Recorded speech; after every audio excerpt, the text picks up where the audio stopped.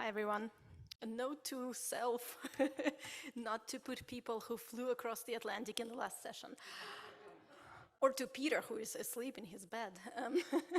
All right, so I'm taking over this presentation, which Barry was supposed to present, but for family reason couldn't come. You see a ton of logos. So this is results from a project which is a European project in cooperation of universities and national statistical offices of 7 European countries.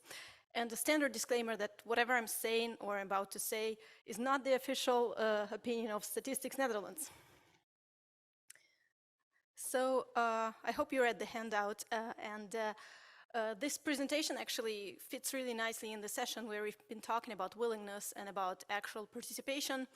And well, what we have here, smart surveys. What Barry means under smart surveys is basically surveys that have that use apps or sensors which are external or internal into the device and device's intelligence, or where linkage to online data, so digital traces, is used, and this data can be publicly available or it can be closed off, so it can be, for example, also administrative data.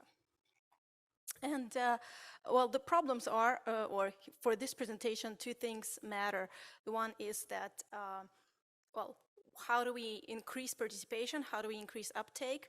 And how can we make people to participate? And the second one is how can the legal offices judge the proportionality of the burden, so to say, and also of the data minimization principles. So to give you an example, should we have people install an app, for example, for a travel survey for 7 days or 1 day? Well, that's not in this presentation. In this presentation, I will focus on the perceptions survey, which is the new ways of measuring survey, where we implemented it in 3 countries, but I'm just going to show you the results for the Netherlands because Italy and Slovenia, who employ interviewers also for recruitment, are still in the field or will go into the field. And in the Netherlands, there were 4,000 people.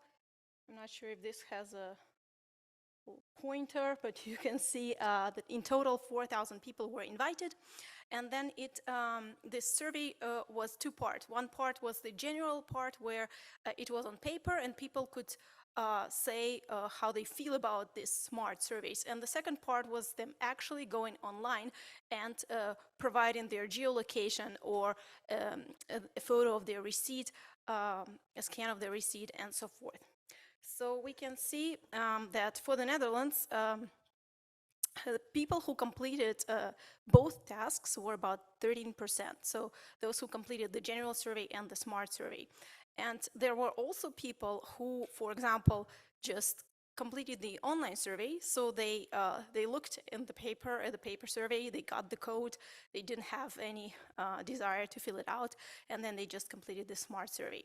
So these were the 5 sorry, the 5% to 200, sorry, jet lag, 212 people. Well, in the interest of time, these are the completes, and these are the people who did not participate in these in the general survey, but then completed the online one.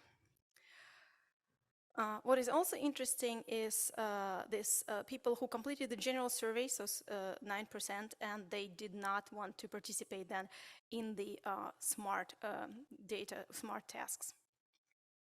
And lastly, some people also, they did not complete the general survey, but they, and also did not complete the smart survey. So we have different types of people who are participating there.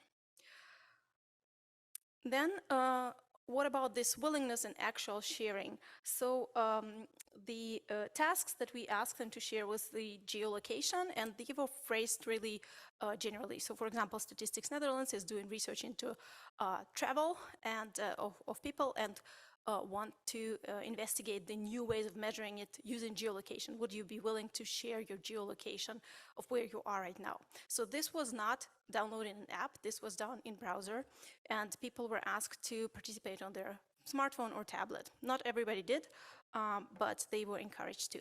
And then also other tasks were also as general. So for example, sharing the pictures of your home, pictures of your energy use, so basically smart meter for water, gas, electricity, and then also share the number of steps.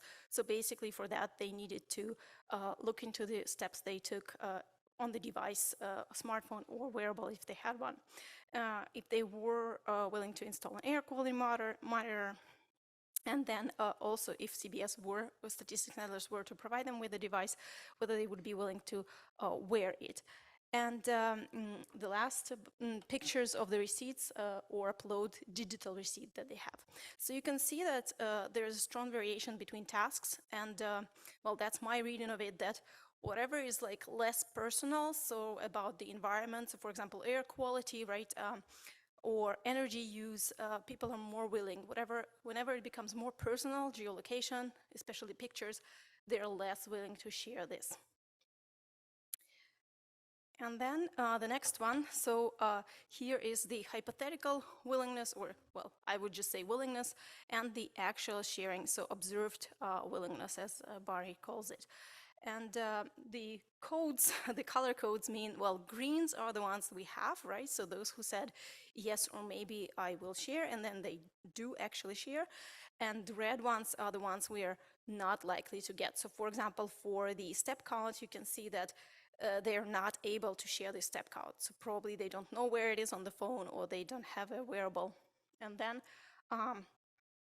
those who said, no, I'm not going to share my location, my photo of receipts and so forth, meter reading. And the yellow ones are the ones that we actually could potentially convert. So they are saying, yes, I will share my geolocation, but in the end, for some reason, they're not sharing it.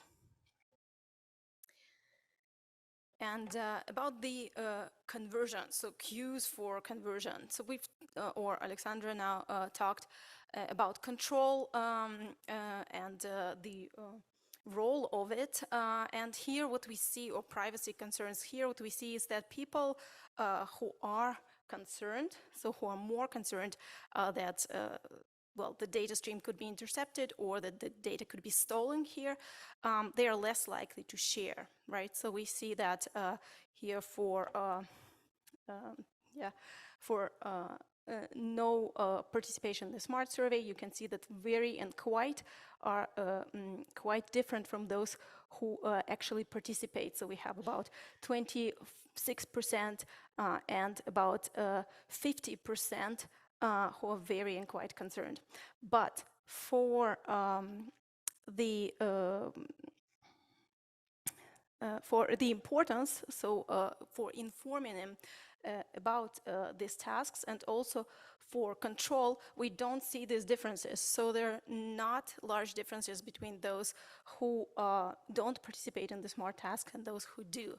So basically, everybody says, yeah, that's very important that you inform me, and it's very important that I have the ability to control. Yeah, with this, I go to the discussion questions, which not necessarily follow from the presentation, so we can also discuss overall, but that's what Barry wanted us to discuss. So what design options may we have in general to address this hesitation, so to address these privacy concerns, and how can we tailor, so recruitment strategies or to respondents' motivation. And well, this is to adopt improving interviewer tactics. I didn't show you data on interviewers, we don't have it yet. But if there are any ideas, because we are implementing this, we are interested in yeah, your ideas. Thanks so much.